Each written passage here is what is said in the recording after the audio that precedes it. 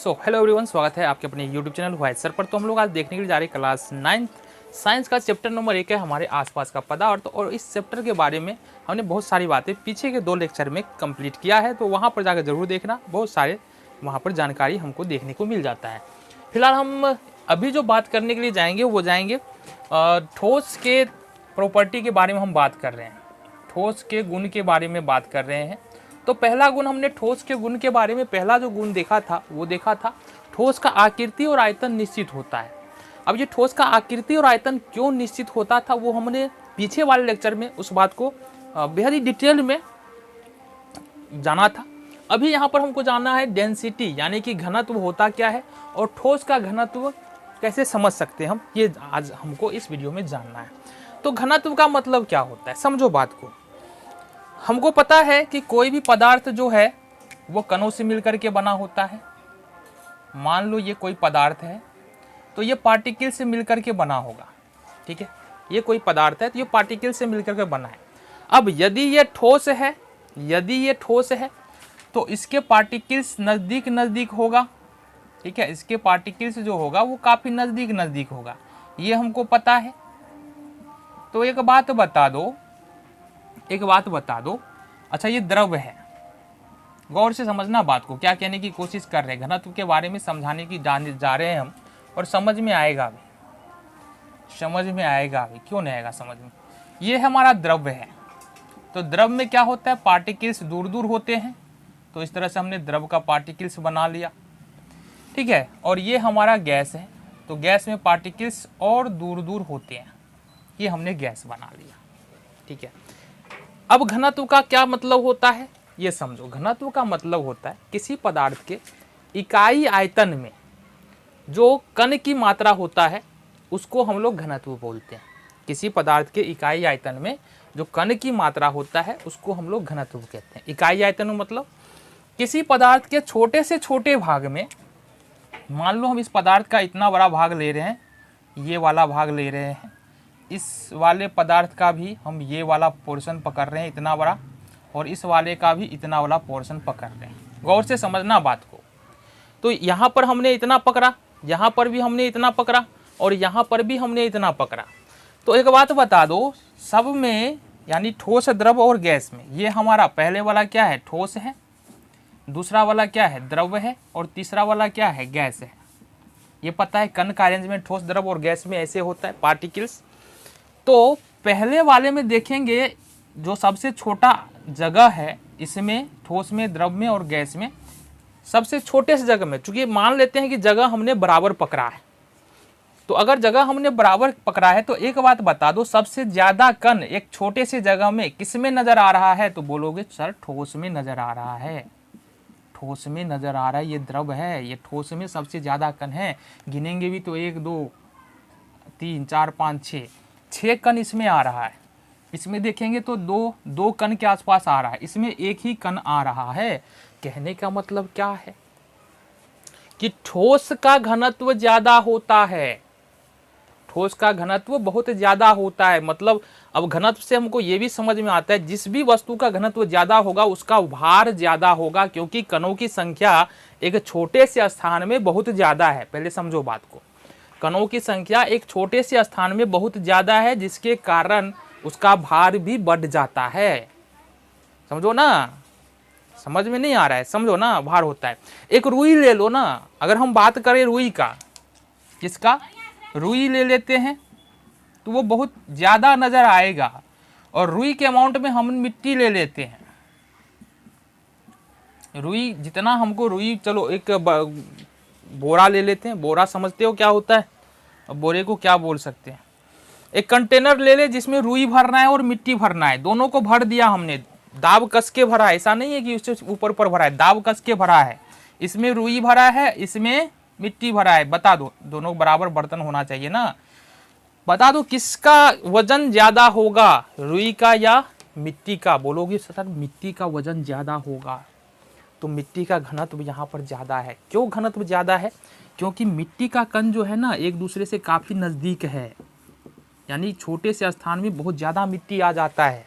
जबकि रुई का कण जो है ना एक दूसरे से क्या हो रहा है, दूर दूर है, ठीक है, दूर दूर है। भर तो जाएगा लेकिन कण दूर दूर है, जिसके कारण क्या होगा, भर गया लेकिन घनत्व इसका कम है, जिसके कारण इसका वजन कम हो जाएगा। समझ में आ गया जी। तो ठोस, द्रव और गैस में सबसे ज्यादा घनत्व जो है वो ठोस का होता है। ठोस में भी अलग अलग पदार्थ है। जैसे अगर हम बात करें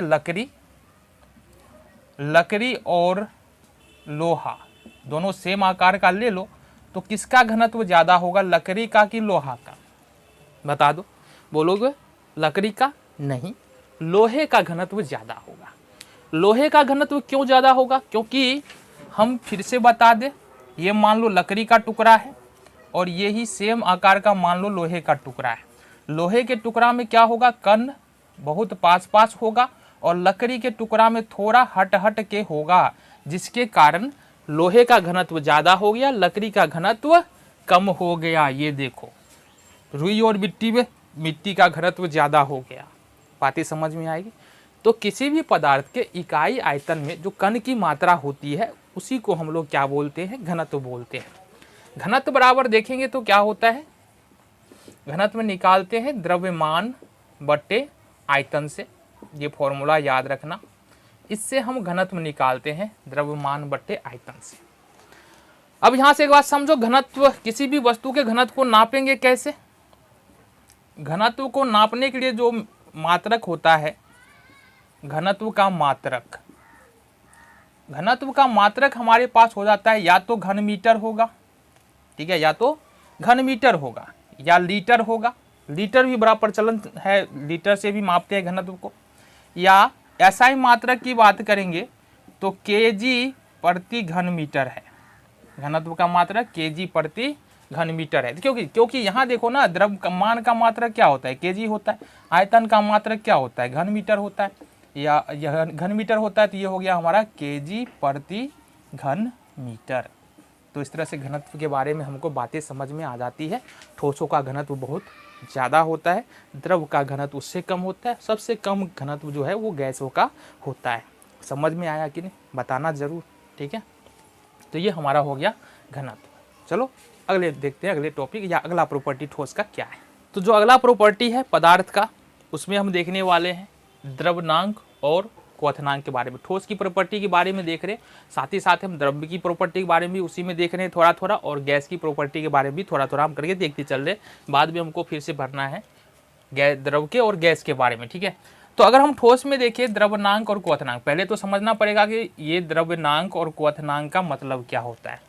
क्योंकि द्रव्यनांक और क्वथनांक का अगर मतलब ही नहीं समझेंगे तो फिर कैसे समझेंगे कि किसी भी पदार्थ का द्रव्यनांक ज़्यादा है, क्वथनांक ज़्यादा है, प्रश्न तो आता है। तो पहले हमको समझ लेना है द्रव्यनांक क्या है और क्वथनांक क्या है।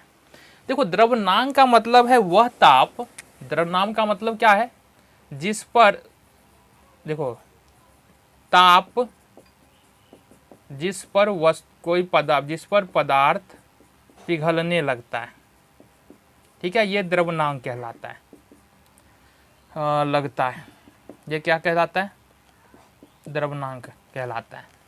और दूसरा है क्वथनांक। क्वथनांक का मतलब है ताप जिस पर पदार्थ उबलने लगता है, पदार्थ उबलने लगता है, उबलने लगता है।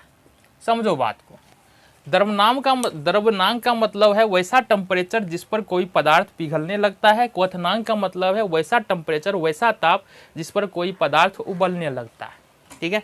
तो ये टेम्परेचर से ही रिलेटेड है हमारा द्रव्यनांक और क्वथनांक। हाँ, अब ठोसों के द्रव्यनांक और क्वथनांक की बात करें ना, तो ठोस के द्रव्यनांक और क्वथनांक की बात करें, ठोस के द्रव्यनांक और क्वथनांक के बारे में, तो ये दोनों ही ज़्यादा होता है, ठीक है। द्रव्यनांक और क्वथनांक ठोस का क्या होगा, दोनों ही ज़्यादा होगा। मतलब हमको उबालने के लिए भी क्या चाहिए, अगर पानी को उबालना है, ठीक है, तो भी हमको ज़्यादा टेम्परेचर चाहिए। और अगर मान लो द्रव को उबालना है तो हमको ज़्यादा टेम्परेचर चाहिए। और अगर कोई पदार्थ ठोस है उसको पिघलाना है तो भी हमको ज़्यादा टेम्परेचर चाहिए। तो ठोस का जो द्रव्यनांक है और क्वथनांक है दोनों हाई होता है। रीज़न क्या है, क्या ऐसा कारण है कि ठोस का द्रव्यनांक और क्वथनांक ज़्यादा होता है? तो बात को समझो, ठीक है, बात को समझो। हमने क्या कहा, अगर ठोस की बात करें तो ठोस में जो देखते हैं हम लोग, जो कण का अरेंजमेंट होता है बिल्कुल पास पास होता है। क्या होता है? बिल्कुल पास पास होता है।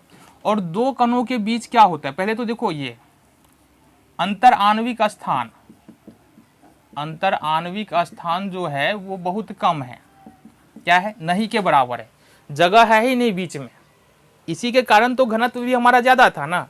दूसरा बात है अंतर आणविक आकर्षण बल। ठीक है, आकर्षण बल लिख दे रहे हैं यहां से, आकर्षण बल। दूसरा है हमारा जो आकर्षण बल होता है ठोस के कणों के बीच में, वो बहुत ज्यादा मजबूत होता है। अब हम जब टेम्परेचर देते हैं, ताप देते हैं, मान लो ये ठोस है, अब जब ताप देंगे ना, टेम्परेचर देंगे, ताप देंगे, मान लो ये यहाँ से हम हीट लगा रहे हैं, जला रहे हैं इसको, ठीक है। अब टेम्परेचर जब देंगे तो यहाँ से होगा क्या?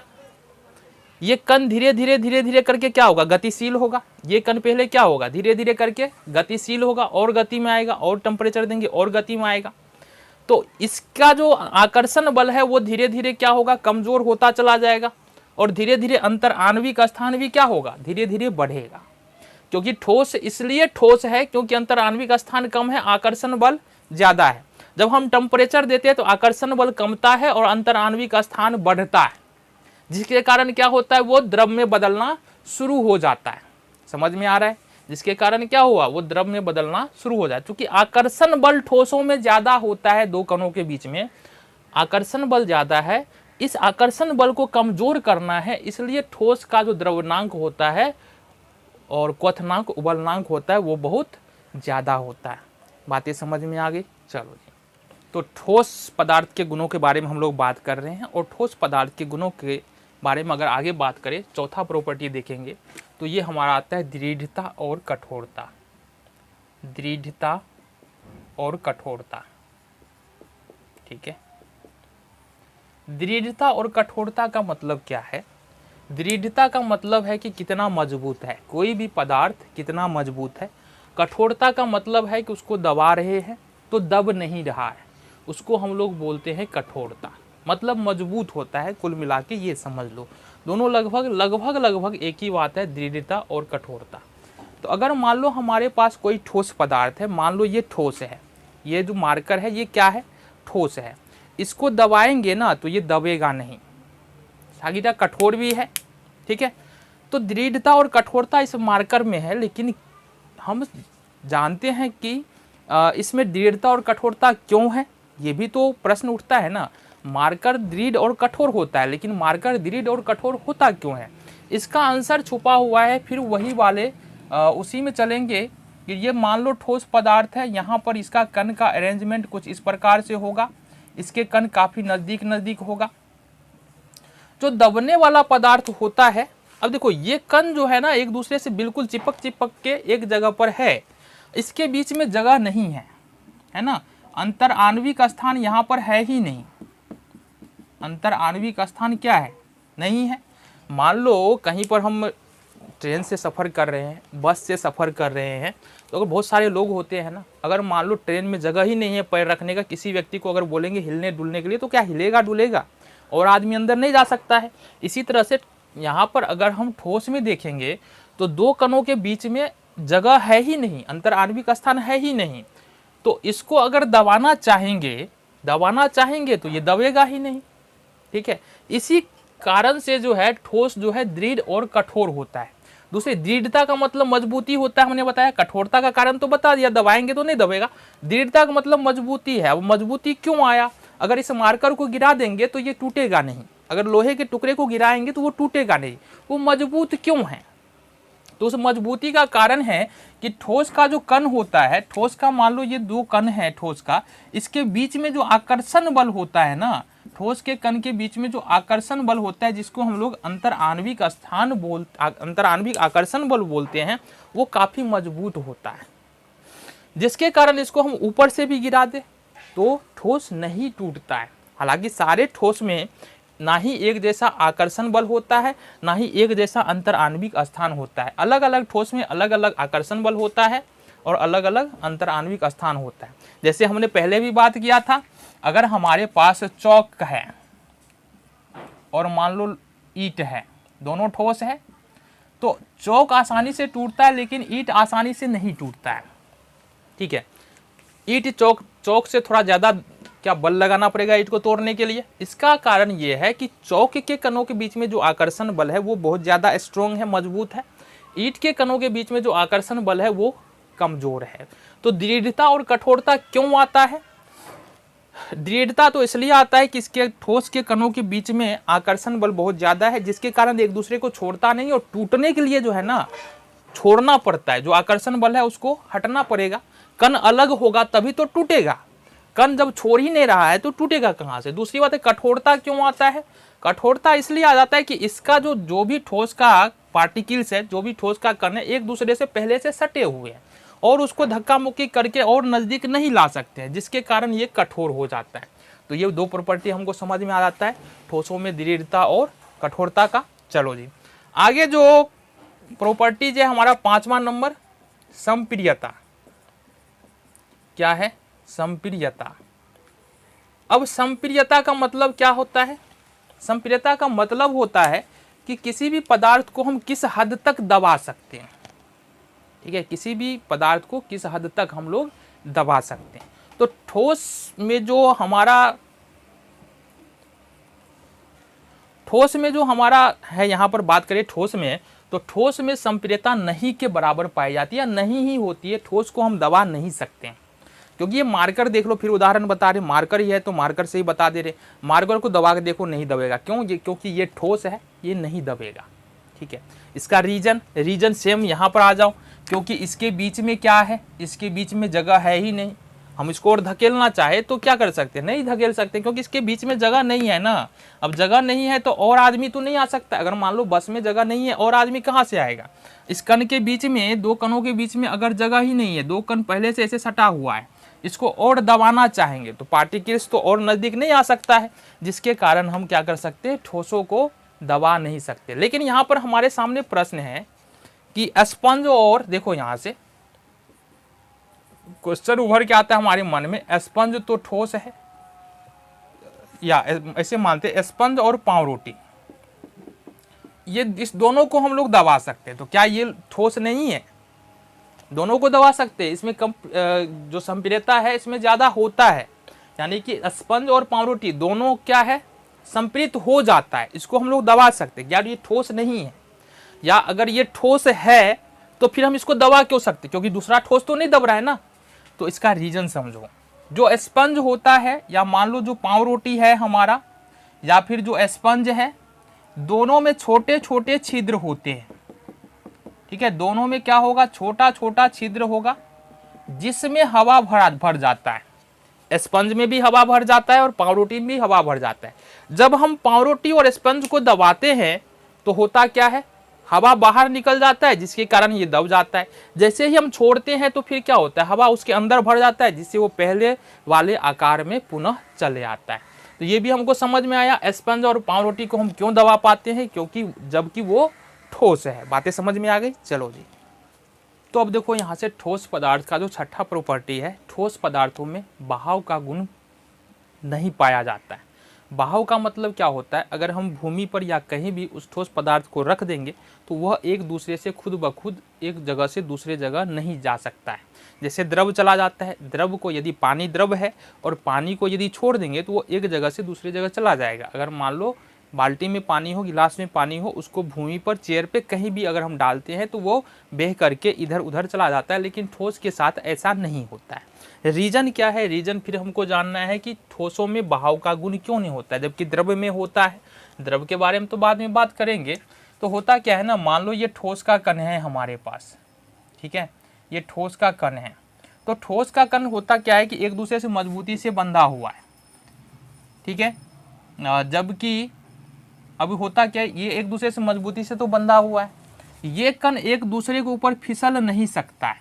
कहने का मतलब है द्रव का कण जो होता है ना, द्रव का कण क्या करता है? एक दूसरे के चारों तरफ घूम सकता है, एक दूसरे के ऊपर फिसल सकता है, दूर नहीं हटता है लेकिन फिसल सकता है। लेकिन ठोस का कण जो है अपने स्थान पर बना ही रहता है। इसके बीच में इतना आकर्षण बल है, साथ ही साथ इतना ये एक दूसरे के साथ इंगेज रहता है, एक दूसरे के साथ इतना मजबूती से बंधा रहता है जिसके कारण क्या होता है, एक दूसरे के ऊपर फिसल नहीं सकता है। जब फिसलेगा नहीं तो बहेगा नहीं। जबकि द्रव का कण एक दूसरे पर क्या करता है, फिसल सकता है, एक दूसरे के चार चक्कर लगा सकता है। इस कारण से क्या होता है, द्रव बहता है लेकिन ठोस नहीं बहता है। तो ठोस में बहाव का गुण नहीं होता है क्योंकि उसके कण एक दूसरे के ऊपर नहीं फिसल सकते हैं। अब द्रव का कण इसलिए फिसल पाता है क्योंकि इसके बीच में आकर्षण बल कम होता है, जबकि ठोस का कण नहीं फिसलता है क्योंकि इसके बीच में आकर्षण बल अधिक होता है। अगला जो हमारा प्रॉपर्टी है वो है ऊर्ध्वपातन। क्या कहलाता है, ऊर्ध्वपातन।